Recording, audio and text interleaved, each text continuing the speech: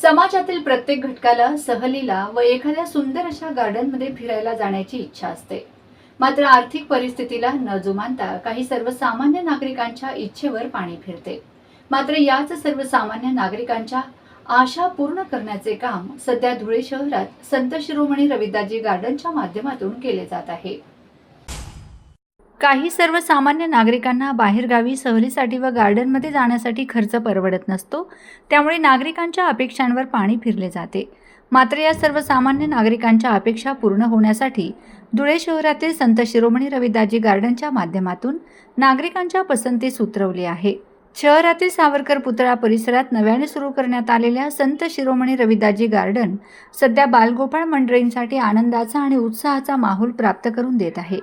सकाळी 9 वाजेपासून रात्री 10 वाजेपर्यंत या गार्डनमध्ये लहान मुलांसह नागरिकांची मोठी उपस्थिती सध्या पाहायला मिळत आहे.